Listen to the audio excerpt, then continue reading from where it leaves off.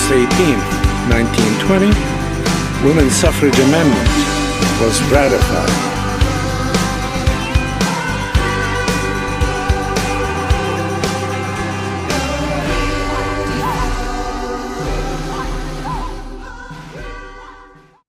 I love it. Outrage fuels action. And, it's kind of dystopian. You hear these crazy, as I call it, pastor asshole, talk about women this way. And, uh, and here we are next week is National Women's Equality Day that celebrates the right to vote. So tell me your bite of the apple. I'll start with Fennell and then we'll go to Carrie because we have a short opening. We have a big show today. Sure, sure. So I'll just go really fast. Is that the first thing that you think about is that this church, Peach Hegseth, who is the Secretary of Defense, attends this church.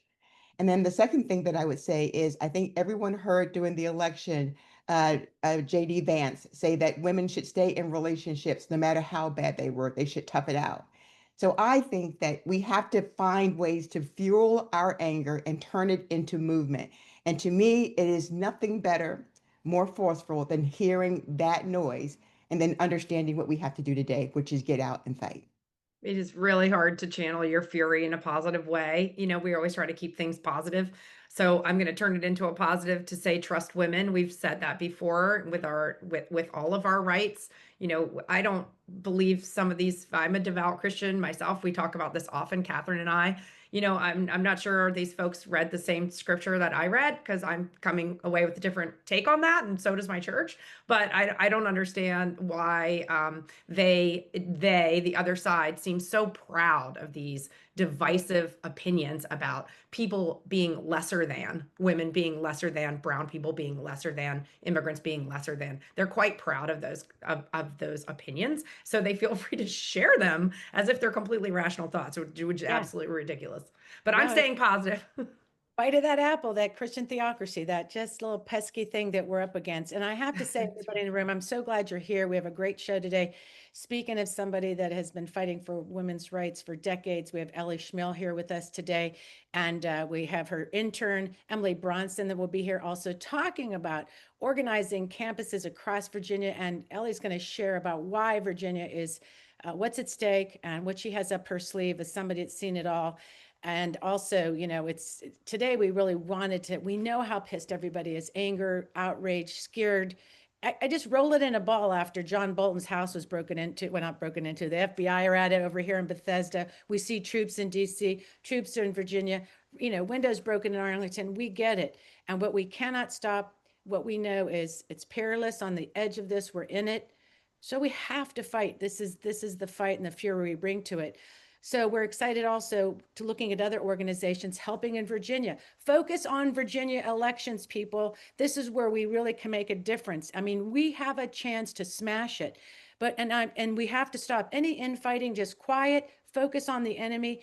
Get fucking everybody out. We got to get people's fire under their butts because I don't feel it in certain corridors. This is the place, the election. Please get into action with us. So Sean Warner, Sister District, he is an organizing political director, will be with us today. Sean is fantastic. We really connected. He is somebody that's been fighting for equality his whole life. Just what an amazing organizer. And we know Sister District is in the fight with us. We're excited to have Sean in the room with us. And then Robin Warner. Okay, we got things for people to do, things for people to write, postcards. So she's put together a national postcard parties with all the people across the nation in Virginia, and we're going to write for these candidates. So we have a plan, and that's just one of many with our dialers and different ways to get out the vote. And then Fennell and Dennis and that group is going to really talk about our candidates in the room, Nova Power Pack. So look, we're glad you were in the right place. And a big announcement, everybody stop, breathe. We have a new link. We're up to too many. Zoom is really mad at us. Laura Bell has worked so hard, our team up there. We can't do the 2,000 links every day. So we want you, we're going to put the links in there. Sign up right now while you're drinking your coffee. Register for the new show. And our patrons in the room, thank you very much. You fuel us. And thank you so much for just putting some money in our cup every week. It means a lot. So that apple was tasty. And I love, by the way, Adam and Eve and that tree of knowledge, that little Dolly Parton thing. I appreciated that. So, all right, gals, we'll see you soon. I'm going to get our segment going. Sound good? Well, I like to bring up to the screen I call her a friend now, but in 1986, as a college student, she didn't know me. And I was marching in a march that she organized when she was the president of now, Ellie Smill. And it's so my pleasure and just to have her in the room today because she's dedicated her life. She's known as an analyst, a strategist, a grassroots organizer too, long decades of work. And now also back in 87, co-founded the Feminist Majority and has served as its president since its inception. And so we're so excited to have you here with the Equality Day around the corner, Ellie. So just your takeaway, what the heck is going on? When I talked to you yesterday, you said, I've never seen anything like this. And that's really hard to believe coming from you. Hi. Hi, are you okay? Well, I guess that, yeah, we're all good. We can hear you looking great. And I know yesterday when we spoke on the phone, you're like, the words you heard with this full on Christian theocracy, Oh my God, there's you were just just this. like, yeah, tell me your thoughts is some takeaway on that. And then let's get into Well, at Virginia. first I thought the whole thing was a joke. I mean, I like what young people are saying on this is that what generation, what century are these folks living in? Remind them where we are. Anyway, we shouldn't give them any press. It's ridiculous. And what we should focus on and stay focused on until election day, November 4th, is we get out the biggest vote in history. And basically that we go on the offensive. That we don't have to go on the defense. Women and an equal status is helping our country. It is not hurting it. It's increasing more the economy. It's good for society. But we need to stay focused. There's one thing the Trump crowd does. They put out some new crazy thing about hourly. I'm exaggerating, but not much. Daily, one after another. Stay on the vote for Virginia. Virginia is in an historic place right now. If we will be electing not the governor, the lieutenant governor, the attorney general of our state. Plus, we will be making sure that it's one of the biggest votes possible, because this is the bellwether for November 26th. Yes. And that's the key. We have to win these elections, and we cannot lose the state that first ratified the Equal Rights Amendment, so that it's in position now. It has been ratified by the necessary 38 states. We just need now a government, a congressional resolution, and it's done it, and it's over with. And will be equal. It will be so good for so many issues that we are fighting individually. And frankly, reproductive health will be very much the decision of the woman who is going through. It's her body, it's her choice.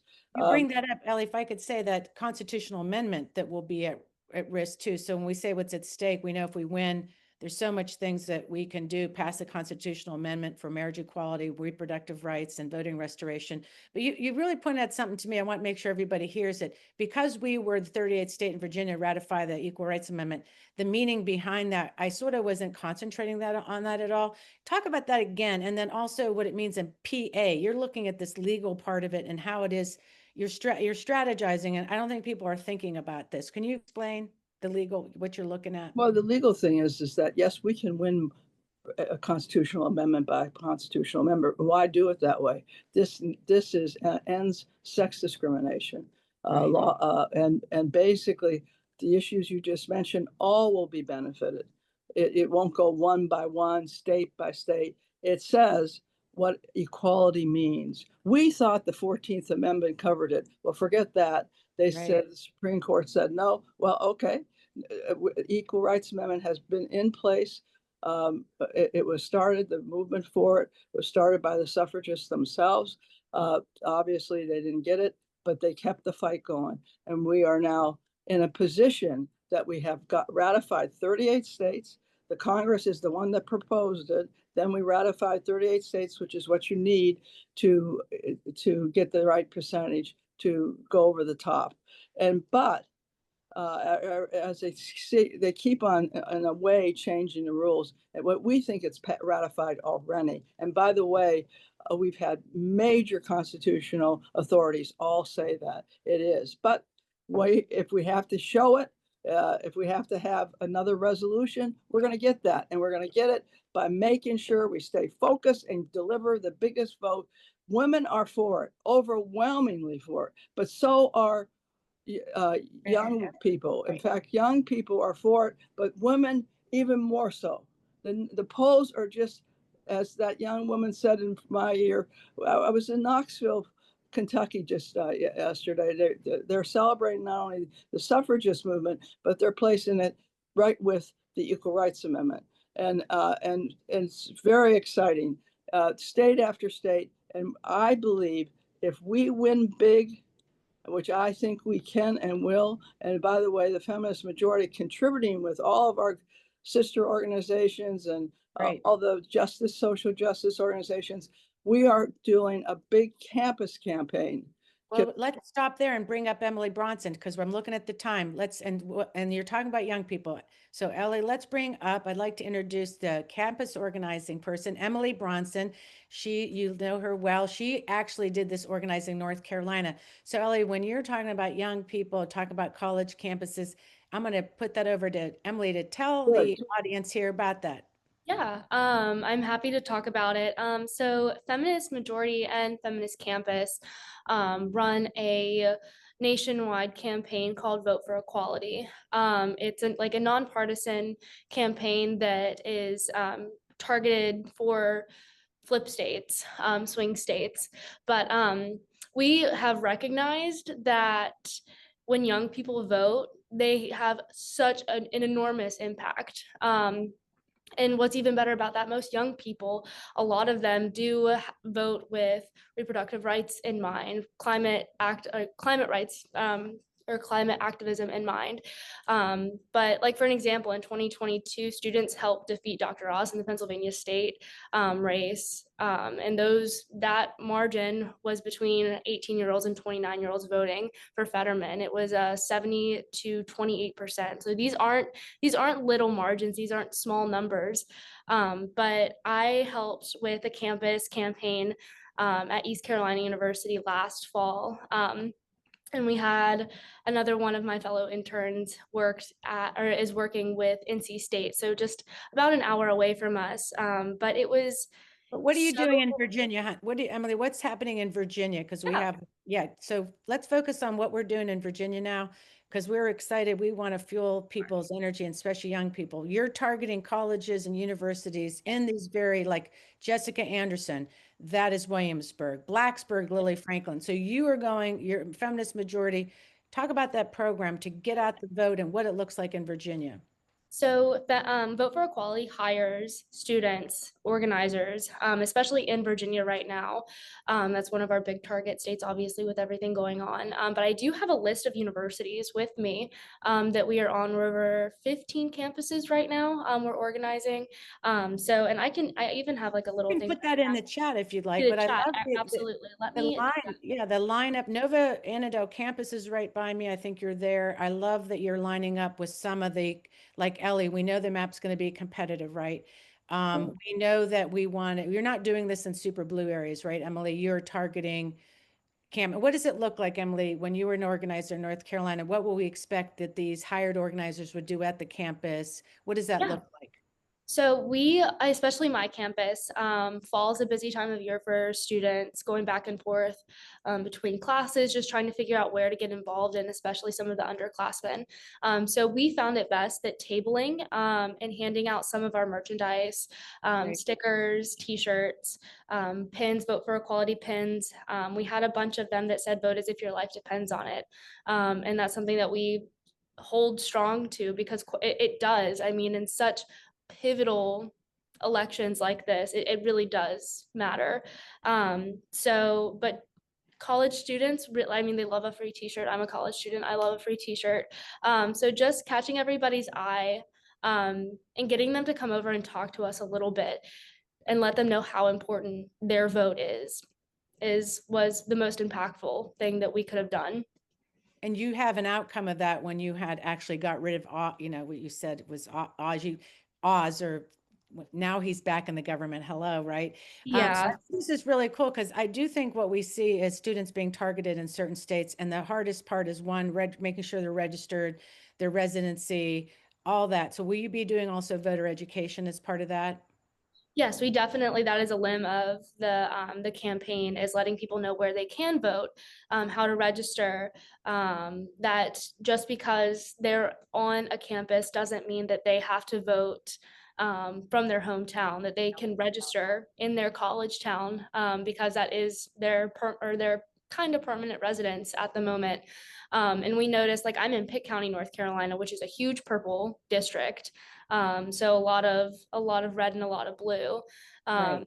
And those were students are easy to flip that, very easy. So Yeah. One of the things I want to just slip in there for Bringing Virginia. Carrie in with us too. So go ahead, Ellie. Yeah, I wanted to slip in for Virginia. We're on 15 campuses so far just in Virginia, and that number is expanding. We have enthusiastic support. We're partnering with other groups and depending on the campus, but it's very clear if the students vote in historic numbers, they can register. By the way, all the way up.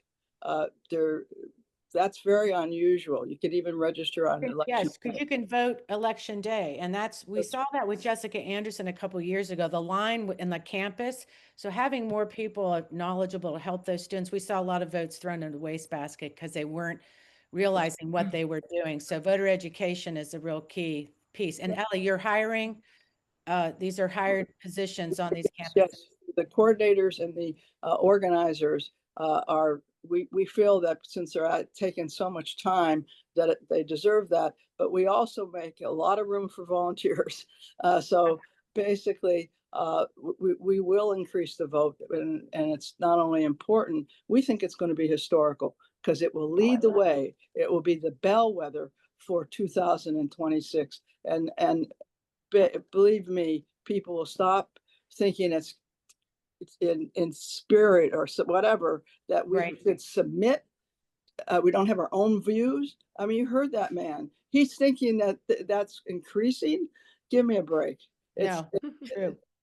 No, I know. Oh We my have to gosh. fuel that outrage. You see your whole life that you channeled. So Ellie Schmill, president of the Feminist Majority, and also Emily Bronson, intern, and also part of the campus organizing for Feminist Majority. Thank you for being here. And we have the after chat past 1.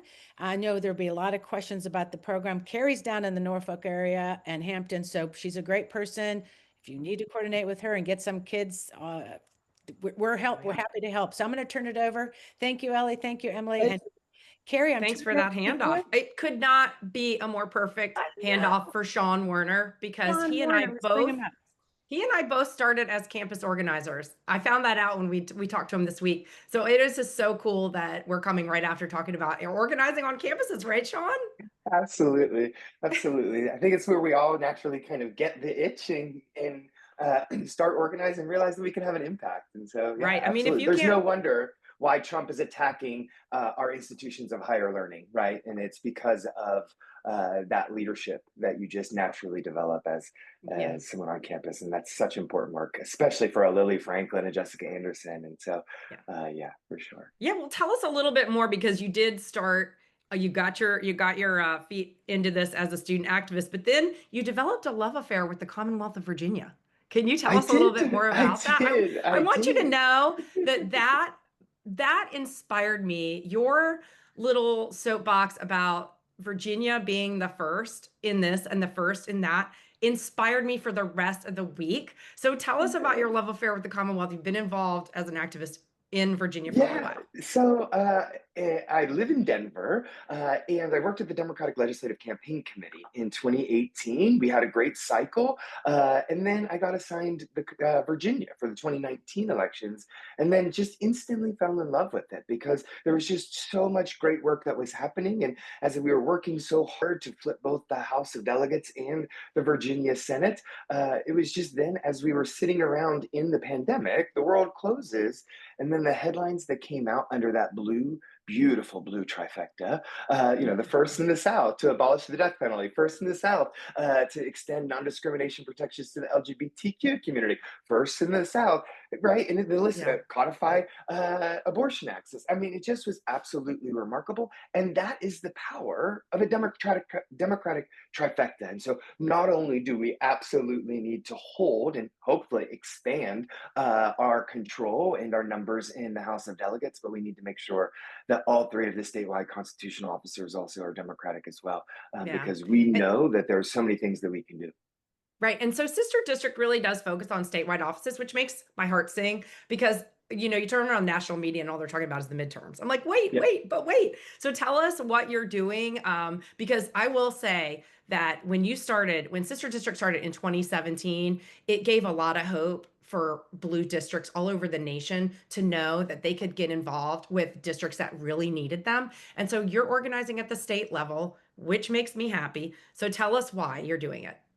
Yeah, so we strongly believe that the power of our government really relies in the states, right? There is a budget that has to get passed. There is, deadlines. You can't just punt it down to beyond the midterm or after people think that we're not paying attention to Epstein anymore. And it is also because state lawmakers, state legislative candidates are so courageous, right? Stepping forward and recognizing that they just want to fight for their community. They want to be their voice in that state capital. And so that's our whole theory of change, is recognizing places that have an abundance, whether that is abundance of wealth or abundance of human capacity, and really channeling that into key state legislative districts. And every year, every odd year, because there's no off years in organizing, right? Every Right. odd year, we're definitely in the Commonwealth of Virginia.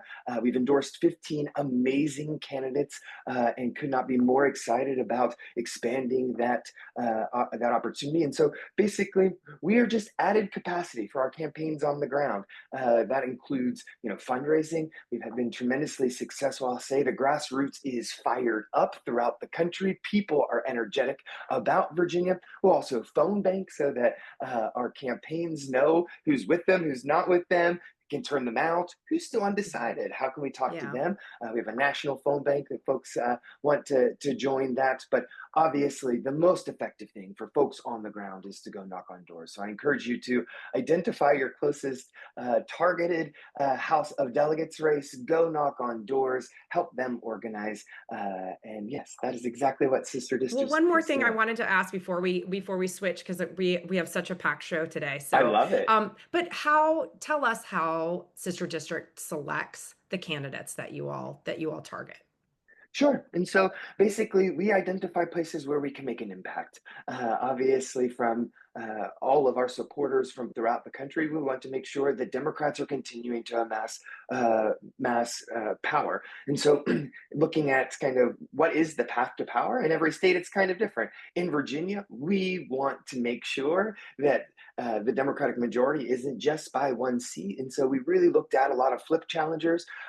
We've endorsed a total of 15, 5 are incumbents, on kind of those frontline incumbents, and then the other 10 being folks that are going to hopefully, knock on wood, flip those seats. And it's really a culmination of a path to power, as well as being able to inspire folks throughout the country that Great. Well, will be inspired by their story. we're getting some some comments in the chat. If you could put your 15 endorsed candidates in the chat for us, that'd be super helpful. And someone who is Okay, will do. super energetic about Virginia House of Delegates races, Fennell Norton, is coming up. Nice. I'm going to turn it over to her. Thanks, Sean, so much for all the work you're doing in Virginia. We're course, so thanks. glad to get the attention and all the resources Sister District's offering to all of us in Virginia. So thank you. Yeah, Of course. that's pretty awesome, Carrie.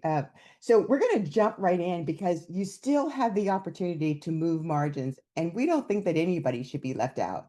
And so there is a way to ensure that every single person who needs help gets help, and you can unleash that power with no other than Robin Warner, who is Postcards for Virginia. So why don't we bring up Robin Warner, who has been the person to get everybody all revved up today, to talk about Postcards for Virginia and the great work that they're going to be doing. Well, thank you, Fennell. So let's talk about postcards. Our personalized postcards are a grassroots original. because we've been the frontline messengers since we all started getting involved. And you know what? Some people just poo poo postcards, but there are a lot of benefits to postcards, much more than you think.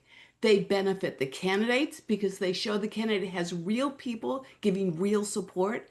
They benefit the people receiving the cards because they provide useful information at the time they need it.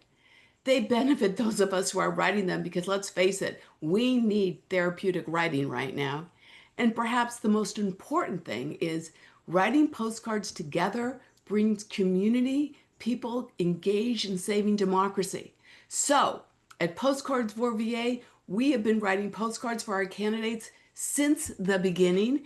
And this year is no exception. We're writing for all of our new candidates out there because everybody deserves some postcard love. And I'm going to put information about this in the chat. But what I'm really here to talk about is a special event that the grassroots community all over Virginia is doing. We're doing a national postcard parties for Virginia, 4 nights in September. All the groups in Virginia and postcard groups around the country are coming together to give some postcard love to our candidates. We're writing postcards, one, that will give name recognition to the candidates, two, early voting. We in Postcard for Virginia and all of us in the grassroots know how important early voting information is. And also, we want to give people a warm, fuzzy feeling that these campaigns matter and it's real people who need to vote. So, to get involved, go to postcards4va.com/parties. Choose the date that you want or go to all of the dates. We know in postcards that they're the most powerful in down ballot races. So our postcards are for delegates, and one night is our school board night where we're just going to write for school board candidates. So I'm also talking to all you candidates in the room because I know you've received an invitation to come and be part of these national postcard parties, but some of you have not responded. So I'm going to put you on the spot because we want you there. Because postcard writers, they often hear about groups that have identified which are the campaigns that they should support, and maybe it's 10 of them or 12 of them, but we know that every race counts and that the little bit of help you give every race makes a difference up and down the ticket. Spamberger needs people all over the state voting, and it's those local races that get people out to vote. Last thing I'll say is, what do you need to be a part of this? To be a part of this, register with Postcards for VA so you can get addresses. And if you need postcards, we have lots of postcards available. You can get them at Postcards for VA through our Pro Shop. We have fabulous cards there, and I'll put them in the chat. You can also go to our website and see other ones. And if you have postcards that you've already purchased that you want to use, and you may not have a disclaimer on it, it's okay. We've got a stamp for that. Or maybe you want to put the top of the ticket on your postcard, but you don't have room for that. That's okay. We have a stamp for that. And if you want to put information about early voting on your postcard, we have a stamp for that too. All right, Vanel, what have I forgotten? You didn't forget anything. And Robert, this is awesome. And the point that I just want to make about this is, especially for those candidates, and I can't wait to talk to Jack Bennington, those are also the people that we really want to help because we are pretty damn good at messaging and we're pretty damn good at micro targeting so that we can get to the people that you need to get to with the message that they need to hear. And I want you to know that Robin is pretty expert at creating postcards that meet the moment. And that's the other thing. We think that by the time the person flicks that card in the trash, they got the message and the information that they need. And if the card is good enough, maybe they'll stick it on the refrigerator and hold on to it. So I don't think you forgot anything, Robin. Is there anything else? Just that we want to be writing postcards for everyone. So if you know a candidate that we don't have up, just let us know. If there's somebody who wants to write for them, we want to support them in there. So, we hope to see all the candidates on today's Power Lunch in the postcard parties. And what what happens at the postcard party, the big national ones, one, you'll hear from the candidates, probably about 8 of them that night. You'll also have a chance to ask questions. So we hope you come in because your favorite candidate is there and leave supporting another candidate that you fall in love with that night. That's right. This is perfect. And so, Robin, thank you so much. This takes us right into our opportunity to talk to our candidates for our power packs. And you guys know what I think about power packs. It's like, fantasy football. I tell you this every week, but it's fantasy power packs. But before we go into the power packs, I always like to take you to the Virginia grassroots site so that you can just get a little bit of education. And it's also my way of educating myself and making sure that I stay engaged about Virginia grassroots and what it does. So, Dennis, my partner in this, can you bring up Virginia grassroots? Fantastic. So, the first thing that I'll say, which is what I'll always say, is to make sure that you save the link to this because every bit of information that you need about everything is here. It provides up to date information on Viva la Resistance and grassroots groups across Virginia and the nation. It also gives you the latest campaign updates and events. And in this critical election, we need to make sure that we know everything. So, our dedicated coalition has united working groups sharing reports, Virginia legislative sessions, and we have proven that when we work together, as you see here, we win.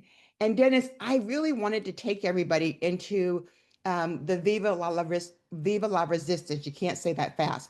I think you can click down on it.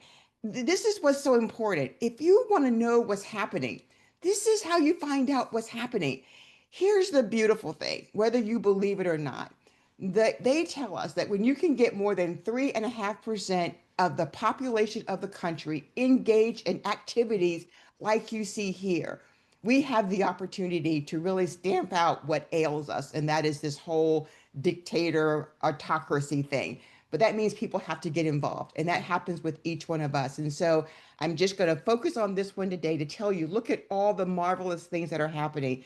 And you can submit information here, but you can go here and find out every single thing that's happening. When we kicked off with the video today, it was horrible, but we need to know what's happening. But that takes you right into the SAVE Act. And so you can understand what they're trying to do to women and how they're trying to take away our vote. So everything that you need, if you want to get informed, help your family and friends to get informed, is right here. So with that, we're going to move ourselves right into the Power Pack. And so the Power Pack that we are going to highlight today, Dennis is going to take me right there.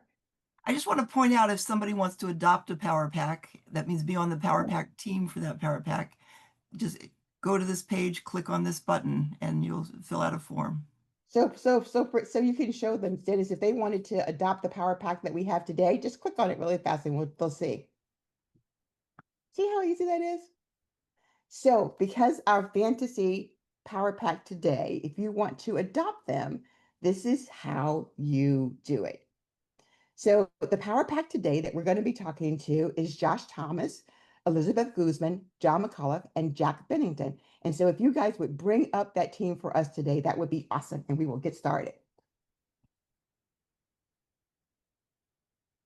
So while they're bringing them up, let me tell you a little bit about the districts that you guys are, because the guys that we're gonna bring up. We're gonna talk a little bit about, and here they come. Yay, there you guys go. Hi, Elizabeth. It's nice to see you again. Jack, I'm meeting you for the first time. Hi, Josh. It's good to see you. Hello. We're missing. Oh, there you go. Wonderful. There you go. So I'm going to save Jack for last because I really want to talk to you because I know that you have the hardest district. So I'm going to sort of start with not the easiest because it's all work. So not the easiest, but because it's all work. So Elizabeth Guzman, we're going to talk to you first. So I'm going to give you a few seconds. Right. I want you to just give a short introduction. And then what I really want to hear is how you're thinking about your path to victory. And what I'll say is that in your race, we know that Harris was 49% and Trump was 48%. So you have a bit of an edge. But tell us a little bit about you and how you're thinking about this race this year. Well, I would like to say that we are not taking anything for granted. in Prince William County. So we're working really hard. I have the honor to run now for House District 22. And I'll be remiss if I don't acknowledge the support that I have from Network Nova in 2017 to flip my district red to blue and serve in the state legislature for 6 years. So now I'm back after 8 years later. And in House District 22, it's true, Kamala flipped the district by 1 point and Tim Kaine by 3.5 points. However, when we look at the numbers, we saw that Tim Kaine actually won my district by 10 points. We identified that there were 3,000 voters that did not vote for Democrats last year. And that's how our job starts. So this time around, we're not talking only with Democrats. We're talking with independent voters. We're talking to new voters. And also with Republicans, those who align with us in some of the issues, because people are upset. We have seen firsthand people struggling due to our proximity to Washington, D.C. We have seen families being impacted directly or indirectly. Families that are living under fear because they don't know what's going to happen with their children's future. They don't know what it with their education and with the special education and our public universities being under attack. So, Finel, to your question, we're knocking on doors every day, making phone calls, writing postcards. Thank you, Network Nova. And we are doing everything that we could and where we need to raise money. So I would like this opportunity to invite you, August 31st, celebrate Labor Day with us at the Stairs House with Don Bayer and Delegate Marcus Simon after the Nova Labor Picnic. We'd love to have you and celebrate and learn more about House District 22.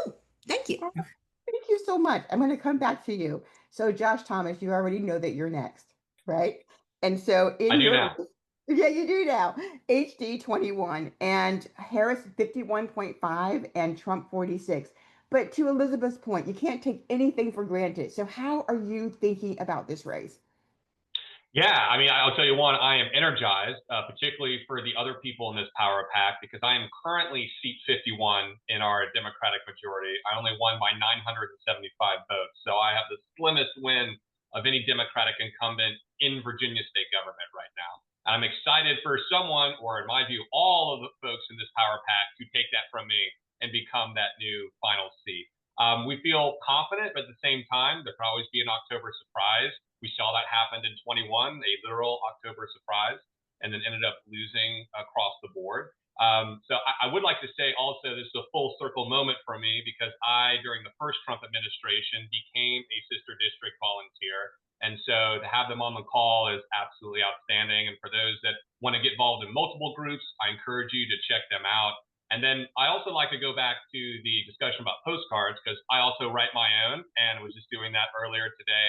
And for some of our districts, particularly for the people on this call, I'm gonna sell you on something real quick, which is this power pack. I think a bunch of you on this call should adopt this power pack, because if you want to take a look at the issues and some of the voters that we lost in 2024, the districts on this power pack are super reflective of that cohort of voters.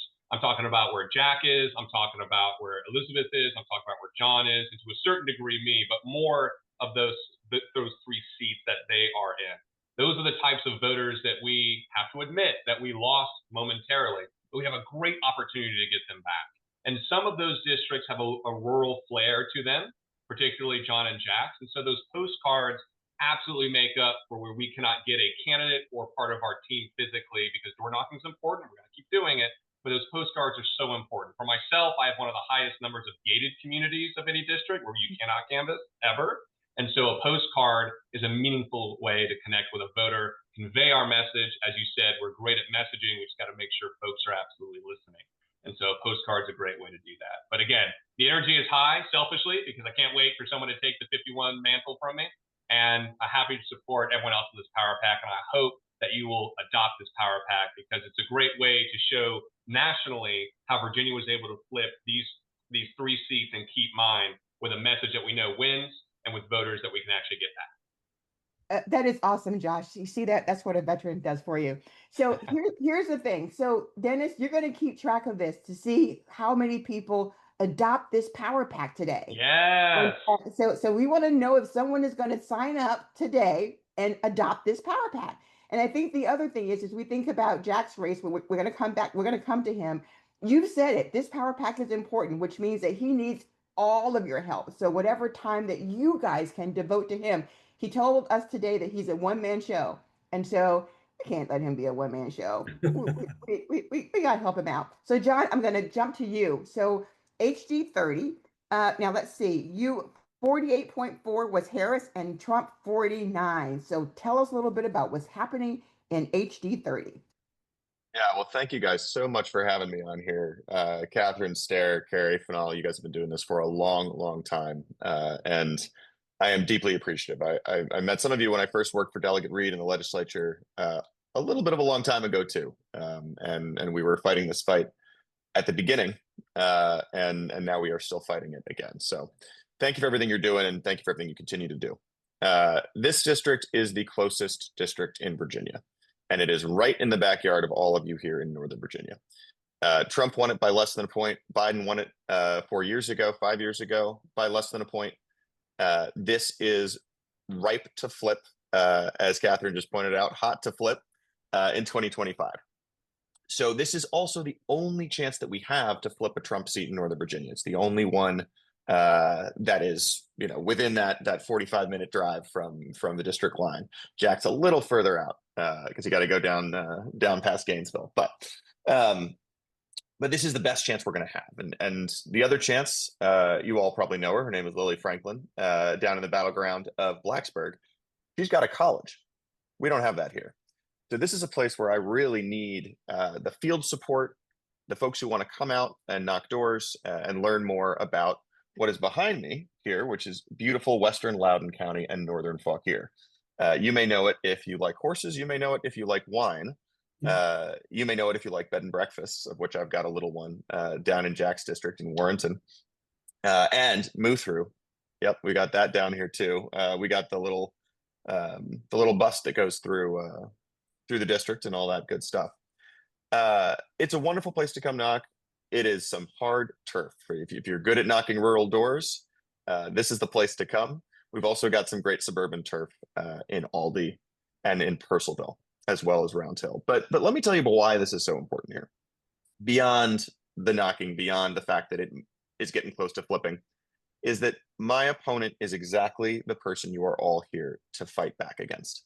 There were 3 constitutional amendments up last year. He voted against all 3 of them, meaning he voted against making sure the right to choose is codified, which is more important than ever. He voted against making sure the right to marry whomever you love is codified in Virginia forever. That's becoming increasingly important next year. Even Mike Weaver, Jack's opponent, voted for that.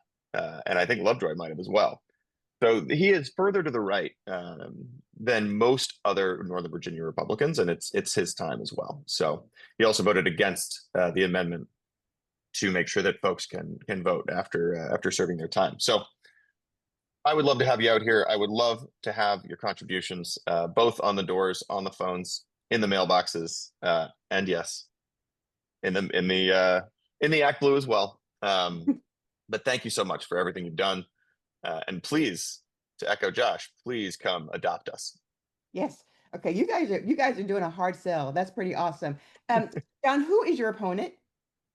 His name is Gary Higgins. He's a first-term incumbent. So he got in there in 2023. He's run a couple of times for the state Senate, where John Bell defeated him, and he served in the Board of Supervisors here in Western Loudoun County, as well as on the school board. And we all know all the chaos going on there. But one of the things that, from an environmental perspective, if folks are focused on what's going on with data centers out here, he voted for the zoning amendment that allowed them to be by right out in Loudoun County, which is why we have 300 of them now out here. So he had a role in that as well. But yeah, I encourage you to look it up. I'll drop a couple links in the chat that, our polling shows we're neck and neck. And the State Navigate website that I know many of you follow has us now as within a point in the closest race in the Commonwealth. So now's the time. Yeah. Okay. So yes, this more adoption news, folks. That this is what you got to do. This is your fight. Jack Bennington, I'm so excited to talk to you. And so your race, Harris 36 and Trump 62. Yeah. So talk about a tough road to hoe. But I never think these things are impossible. And clearly you don't either, because you're there and you're doing this work. So talk to us a little bit about you and your strategy. And then I'm going to ask you first, what is it that you need? And I want to hear something that's different. I don't want to hear the same old, because the same old obviously isn't going to help you win this race. So talk to us a little bit about your district, and talk to us about, if you could do this weird thing that you could do, what would you do? Well, the 61st district is a district that I grew up in. I moved here in 1990 to the town of Warrenton. The 61st district comprises just south of where John is, and then it goes to the northwest of Culpeper County and then all of Rappahannock County. It's got a blend of suburban as well as rural aspects to it, which I think is why people flock to that area. So you can drive just a little bit in one direction, you're out in a rural setting, or you drive into another area and you're a little bit more in a convenient location where you have more things available to you. The district is represented by Mike Weber. I don't think he's a terrible person. I just don't think that he has our interest in at heart. What I have seen from him, he's spoken to my students. I'm a high school teacher. He's spoken to my students numerous times. And the things that he proposes, I kind of consider it fluff, or it's taking care of people that are important to him in agriculture. If it's agriculture or guns, he's focusing on. If it's not, then I don't think he really focuses on it. And I think that that's what the people of the 61st district are looking for. As far as like what you said, yes, it is an uphill battle. 65-35 is usually the average as far as the way that the elections go. But I went through U.S. Army Flight School at 41 years of age. So if I can get through that at 41, then I know I can win this election. And I can also then do a pretty good job as a delegate.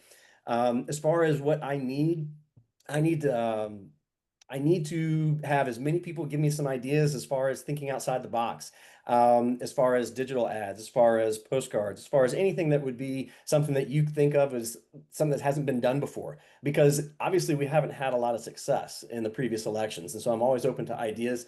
I don't claim to know everything about campaigning, but this has been a great experience, and I've been extremely grateful and happy for the opportunity to do this. And your all support is wonderful. Every time I get donations, anytime I see people, and I stop by any of the Democratic offices and I see people writing postcards, it's always a source of encouragement. And the other thing too is that I think what has been really helpful too is people like John. John has been a sounding board for me. I've asked him questions about certain things, how to get started, and he's been there to help me out with that. One of the other things that's really interesting is that Elizabeth Guzman, she's spoken to my students numerous times when she was representing a portion of Fauquier County. And I take inspiration from her, because look what she was able to do, where she was able to flip that district and no one really gave her a chance. And she was able to do that. And that was inspiring to me, and I think to a bunch of other people as well. Okay, if you guys don't think that this is your fantasy power pack, I don't know what else to say to you. I really don't. So let me just say this. Robin Warner used to always say this about all of the folks who are part of this grassroots organization and work that we do. She said that if anybody had to hire us, they couldn't afford us. So I think that you've come to the right place today, Jack, in terms of ideas and creativity and how we might think about making sure that the very best can happen in your district. If that's winning, that's winning. If it's moving the margins further than anybody thought they could move, then that's winning too. So we'll figure that out. I only Just have wanted to say one thing though. I really do appreciate, sorry for the interruption. We have been getting out and knocking on doors, and that has been what I think is one of the most powerful things to do, because a lot of people don't think about the fact that there's a choice.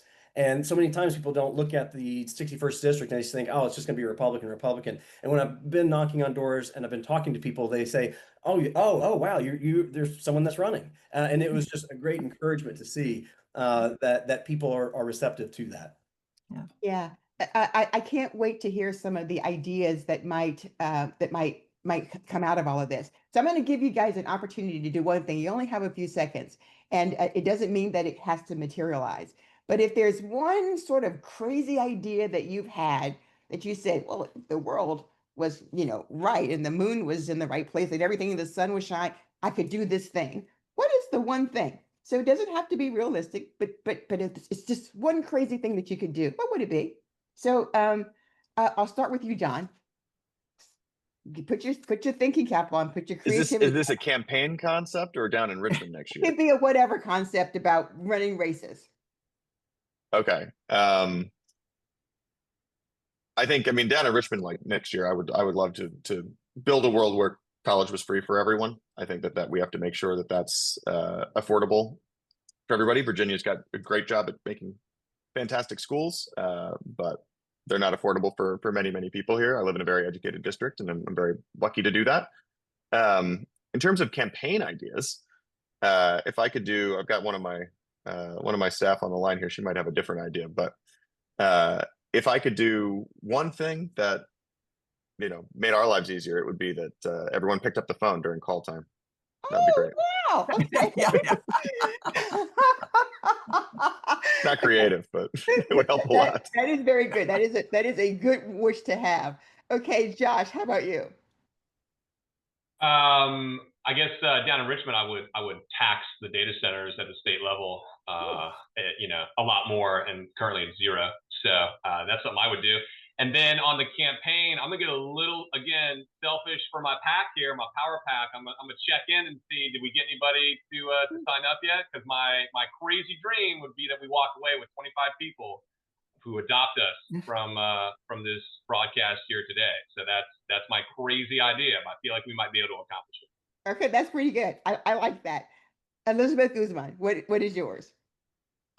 Well, I would like to have the largest majority in the House of Delegates Virginia have ever had.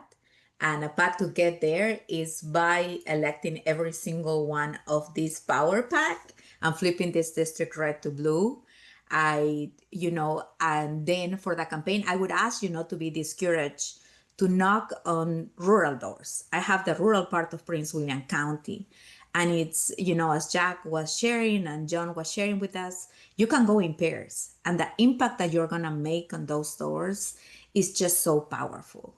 Those voters are going to get not only their family to vote for you, but they will get their neighbors. They will turn into volunteers, and they will donate because no one has touched them before. And it is extremely, extremely important. So come to our district, knock on doors, come in pairs, go to the rural areas and get a glass of wine. That's all right. That's pretty awesome. And Jack Bennington, you get to go last. What I would suggest, one thing, if I was to get elected, I would propose a law that would say that monopoly utility companies like Dominion Energy have to disclose to all of their users how much money they have given to the candidates and campaigns, just so that people understand what's going on. The thing that I would like to see on the campaign, just a little bit more information on the van where I could completely understand every single thing that's about it, so that I'm knocking on the door and it's up to date. Because sometimes I've knocked on the doors and you look at it and you're thinking to yourself, well, that's not the person that was on here. So somehow if that could be a little bit more effective, that'd be nice. And then I really think John's, if everyone would answer the phone when you call, that'd be a great one right there. Leave a message though. Oh, I do. Because they will respond to your email and they will respond to your message. I've seen quite a few of those. They in fairness, I don't answer the phone every time people call me, so it's a wish without a willingness to participate in the wish on my end. But you do listen to the message, so do leave a message. You will listen to the message. It's just sort of the new normal now. Hey, for now, I would love it too. Like, I know we're at the hour, but the creative things one creative thing your campaign has done, I'm interested. Like Fennell just did hot dogs and hot takes, and she did an event for voters to know about stuff. And so, Josh, and I love your idea of taxing data centers. That is incredible. Josh, what is one creative thing you like to share that's really worked well for your campaign? Yeah, so we have, again, like I said, one of the highest number of gated communities out of any of the battleground districts. Well, out of the battleground districts, probably the highest. We have one community that is so large, the voting precinct location is behind the gate. So that tells you how many thousands of homes are back there. And it's a 55 and up community. And it also is an entire precinct where canvassing is illegal because the HOA bylaws say that no one can canvass. You have no First Amendment right politically. And they're allowed to do that because HOAs are private contracts. Wild piece of American real estate law that you did not care about. But the thing that we have done to get around that is we have some very key players in there. And so what we do is we do kind of just house parties that are not your traditional, like what you see at a fundraiser. They're free. It's also not like a meet and greet. I think people have an idea in their mind of what it is. It's very much like more of a listening session, but not on kind of the incumbent official side, but more on just the candidate side. And so I think people who are not Democrats and maybe independents or maybe politically homeless Republicans get very curious and progressive curious, and show up at their neighbor or friend's home or their golf buddy's home. And I'm there. I don't like pop out. I mean, they knew I was going to be Pop there. out of the closet. And we have I love it. a good Okay, well, I want to discussion. make And sure we get it to everybody, but I love that. That is the idea of the hot dogs and hot takes. I love that. And that's how actually we found that certain people inside clubs have found other Democrats and formed groups. Elizabeth, what's something creative that you guys have done? I just don't care, as to Jack's point, I don't care about on the turnout score, support score. Right. What we do is go and talk to every voter who voted in the presidential Door to election. door though, so like Door what are to you door, doing? Like yes. you having events or what's something you can say to people, give your other Power Pack an idea that's been working for you? Or maybe we Talk need to everybody. Don't make a pitch don't go by them. Don't introduce yourself and sell yourself as you wanted to do for the district. What is your vision? And I would tell you that I've been getting Republicans to get on board with us. They are upset. They want to make their voices heard. So I talk to non-traditional voters and educate them on early voting, vote by mail, and I register voters on the go as well. Awesome. And I'm going to go to John and then Jack. Yeah, so District 30 is a lot of farmland. We still grow a lot of our food locally.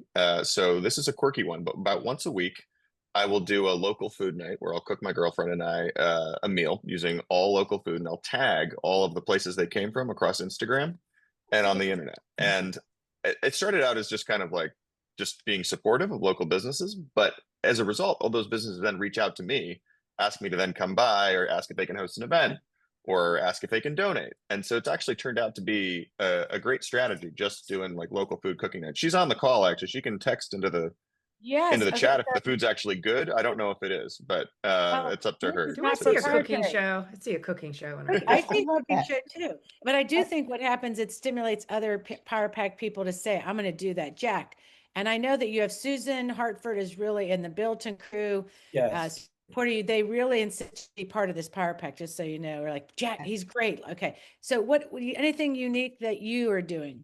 Well, what we are doing is, like you just mentioned, it was the Bealton Strong, getting out people to areas that normally would not be canvassed by Democrats, and Bealton's changing. And we're starting to now, what we're going to likely do is have a pickup truck where you probably get my dad's pickup truck. I'll be on that, and then we're going to go around. We'll go around to the neighborhoods, not be too much of a nuisance, but just let people know that, hey, look, we're here. Something that's a little bit different. Places like in Bealton and other parts of the Fauquier County and the district, a lot of people who are Republicans or who are moderate or who are Democrats or independents, they kind of look at it as like, well, can I possibly be a vote for a Democrat or not? And we're trying to encourage you. Yeah, you can. And so I think even though that may not come across as creative for that area, it is creative to be a little bit more noisy. I'm kind of channeling a Blues Brother thing. We're driving around with a speaker, like, party down the street. Well, great. I want to make sure. I just love these ideas because I know like that Instagram is really smart. I think when we talk about social media, getting businesses involved, I think every single one of us should make sure that we do stuff like that. All right, I'm going to wrap up because I want to make sure Carrie has, again, something we're going to wrap up together. So we'll see you guys on the other side. It was wonderful, guys. Stay a few minutes. And inspiring. yeah, when we go over to the other side, we also will open up with some stuff for a nice little ad that we are excited to show everybody that will just get you all pumped up the right way. So Carrie, take away. My big takeaway, I don't know, just being innovators. It's like Sister District, where they started in 2017. It was just an amazing thing. Kind of got my creative juices flowing, hearing all the candidates talk about different things. So I'm just excited. It was a very upbeat show today. I'm thankful for it. Like an ice cream and canvassing for now. After the not letting your wife vote comment, I needed some uplifting comments today. I submit all the time to my husband. I submit the dishes. I submit the doors. I submit my feet for him to rub. So for now. Yeah, I'm with like Catherine, that I do all that kind of submitting too. But I think that sometimes you do have to have something to fire you up. And I think that was fuel to fire people up, to let you know these are the things that are happening. But then right in the end, with all of our candidates and with Robin, it lets you know exactly what you can do, that you can have an impact, big or small. And then the candidates are pretty amazing. And I just think that this is the time. We are in a different moment. So yes, you can use all the same old tactics that you've always used, and I want you to do that. but I want you to do an and do some other creative kinds of things to get people all fired up. And it's gone beyond the van. And I heard Elizabeth Guzman say that, and she is a veteran. And I'm glad, I hope they meet every once in a while and share ideas and that kind of relationships that matter. So I want to thank everybody for being here. Thank you for our guests. What a great show we've had today with the president of Feminist Majority, Ellie Smill, and Everly Bronson, her intern for Feminist Majority. Really get fired up next week, Women's Equality. Join us for the Power Up Virginia vote. We have an event with all of our partners. That's on August 28th at 7. And with Senator Danica Rome is going to be there. Also Congresswoman Jennifer McClellan is going to be on that Power Up call. We'll put that in the chat. But yeah, so make sure you're doing events next week and even the campaign people, candidates, focus women next week, equality. People will get excited to come out and canvass if it has some kind of great centering idea. And that, again, we have a new link. You have to re-register. This link will no longer work that you got into the room today. Register for the new link. Let's put that in there, please. Make sure you follow us on Substack, on YouTube, and all that good stuff. Next week, we have our national show on August 29th. Susan Wagner is back from Markers of Democracy. We have Congresswoman Lauren Underwood, from Chicago. And that'll be exciting. James Walkinshaw, candidate for CD11 in Virginia. Robin is back with some Persisterhood talk, with Ann Timmons, communications artist, playwright. And we have It's My Party play going on in Arlington. So we're going to get it going. And Dennis, get us to the other side and then get our boyfriend queued up, because we want to get this party going in the after chat. All right. So let's show the credits. See you on the other side. All right. Not Have my a boyfriend. He needs to weekend. stop calling Yeah. me. Yeah. He's texting me every day. My new boyfriend texts me every day. Boyfriend, Well, let's you roll need those. to stop it. I know Just he's be texting all of you. I know. So Dennis, get He's the texting credit. all of We're you. going to roll out. Thank you, guys. See you on the other side.